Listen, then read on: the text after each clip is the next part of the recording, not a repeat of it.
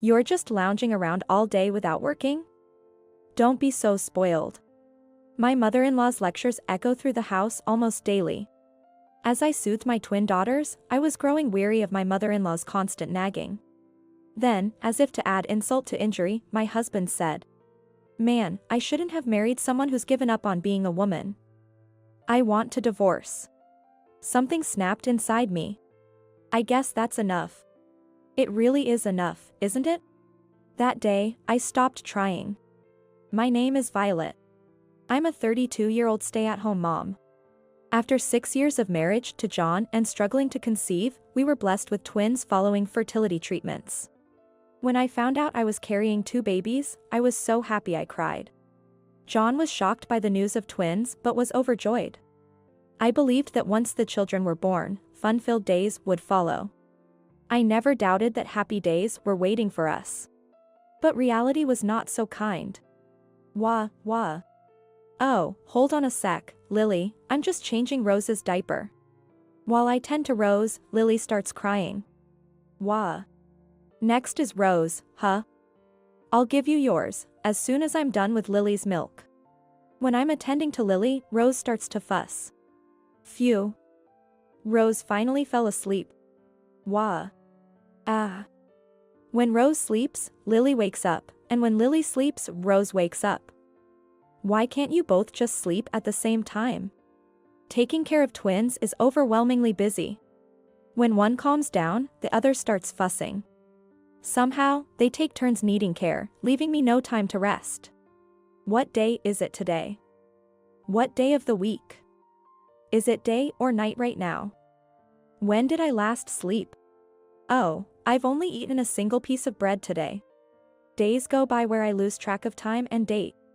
I often fall asleep while feeding them, dropping the bottle in the process. I thought I understood how hard it is to care for even one baby. Still, I think to myself, if it were just one instead of twins, maybe it would have been easier. Before the children were born, my husband used to be more attentive. He researched and bought various parenting gadgets. He seemed like he would become a hands-on dad. But that anticipation turned out to be an illusion. My hopes were dashed. A husband who does nothing was what I was left with. Hey, where's my dinner? As I'm taking care of our daughters, my husband, who is watching TV and playing with his phone, demands his meal. Sorry, I didn't have time to go shopping. Can you go buy fast food or something? I apologize profusely as I continue to busy myself with the children.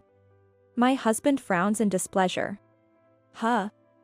You're telling your husband, who's tired from work, to go buy his own food?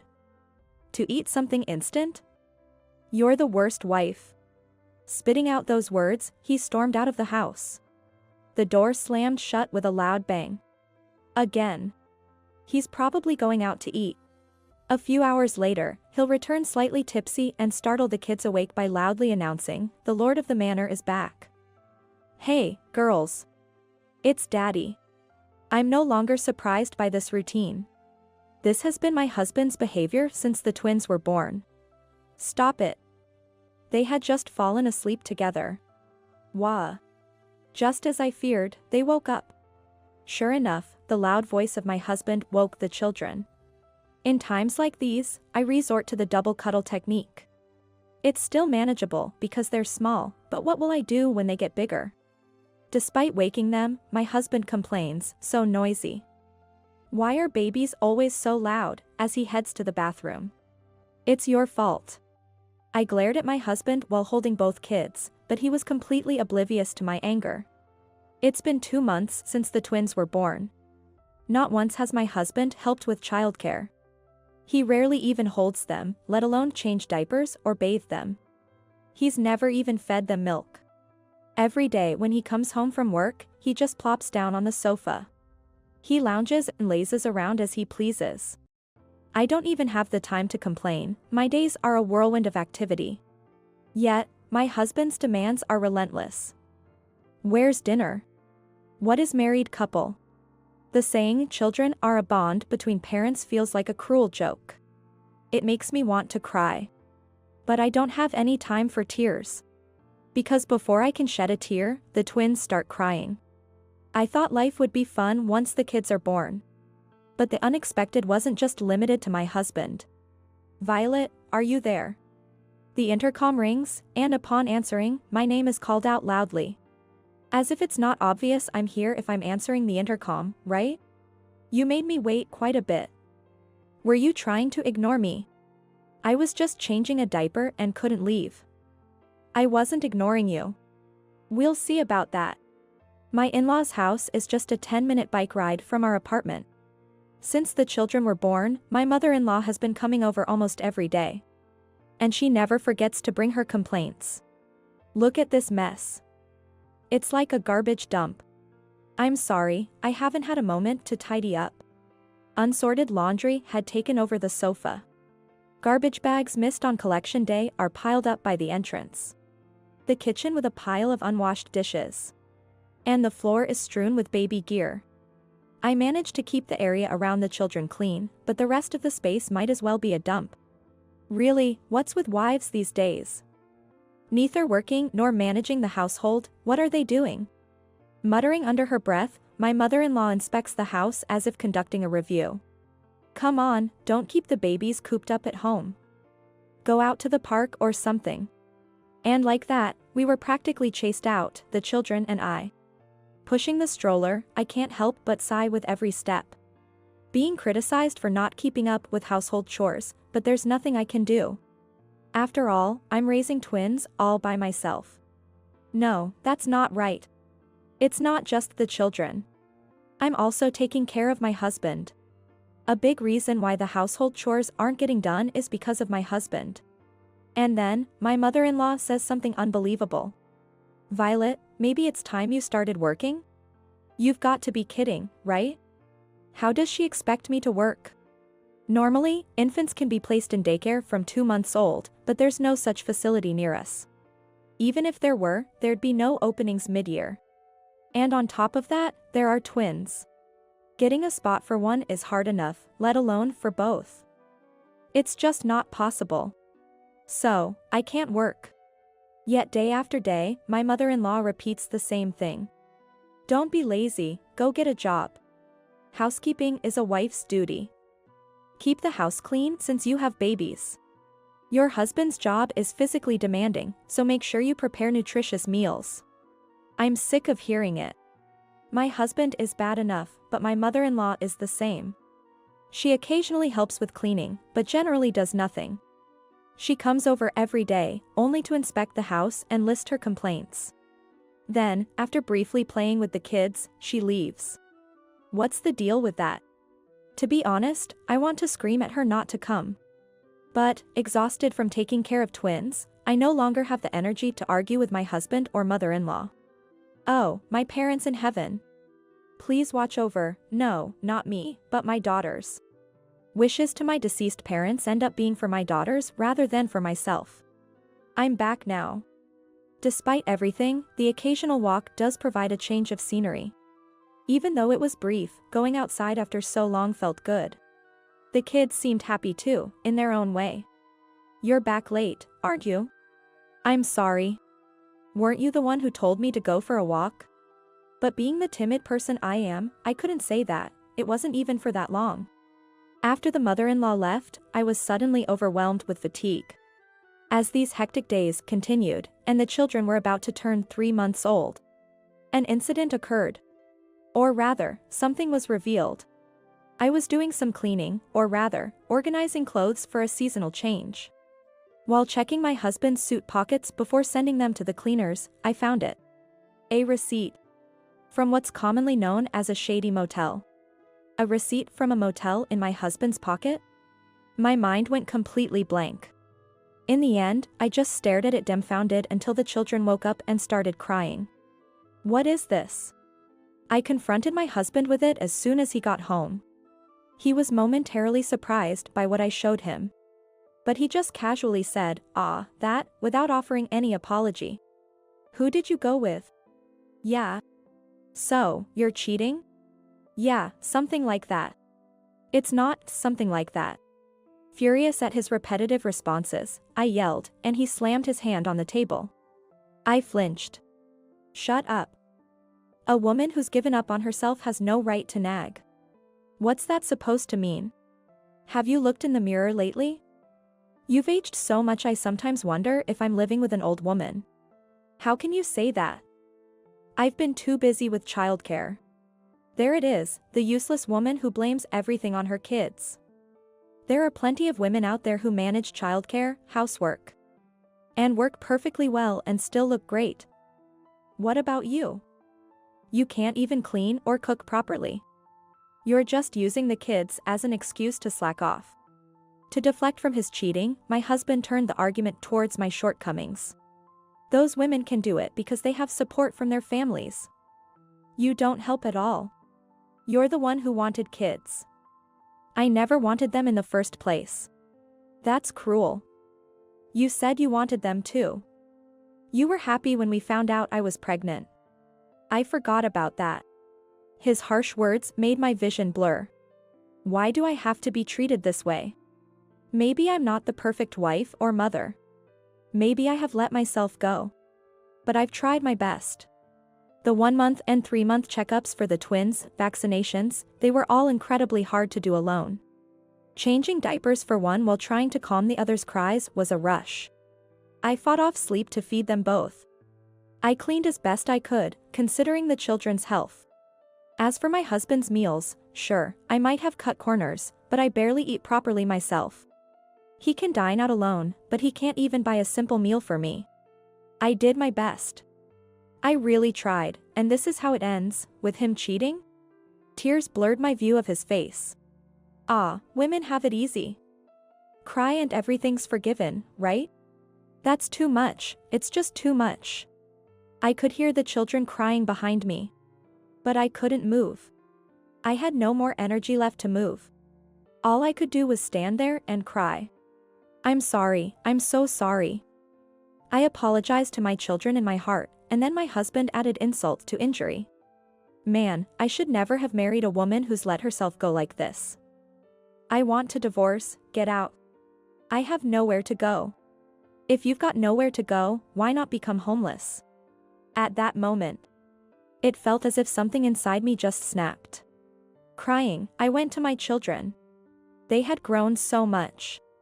I managed to pick them both up, and they immediately smiled. My beautiful, lovely children. My precious children, their smiles give me strength. Hey, hurry up and get ready to leave. I'm going to live here with a new woman. Take the kids with you, they're a nuisance. I looked at my daughter's smiles again. They seemed to be telling me not to give in to such a scumbag. Just as I was about to retort. The one leaving is you, John. A familiar voice echoed through the room. Surprised, I looked towards the voice, and there was. Mom. How come? My mother-in-law, who was supposed to have gone home in the evening, was standing there. I came back for something I forgot. I rang the intercom but got no response and got worried. And the door was unlocked. It seems my husband forgot to lock the door when he came home.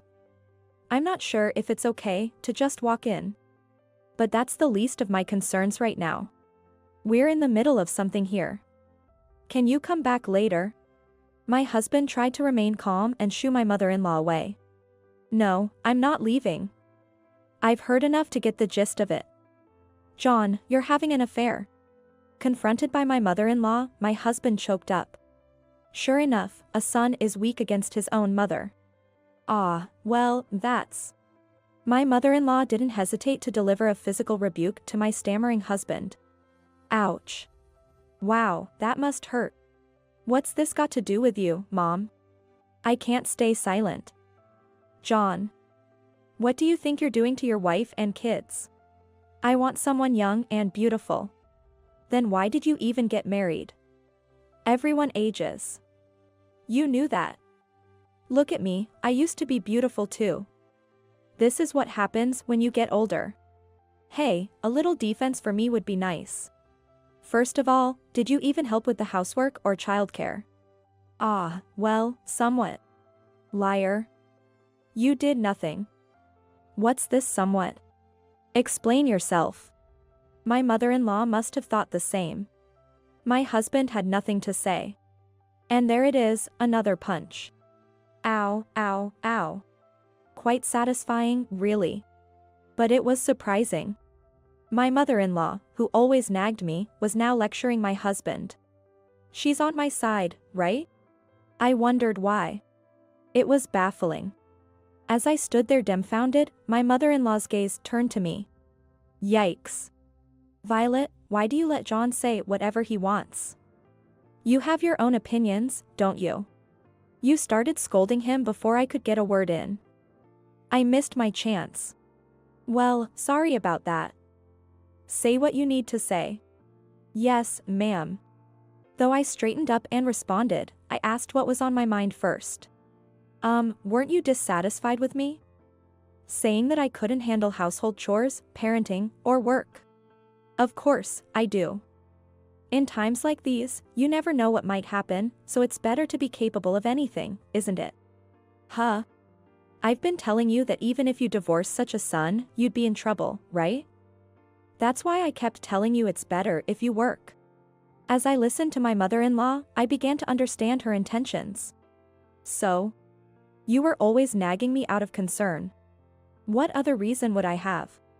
It's not clear at all. I wish she had put it more gently.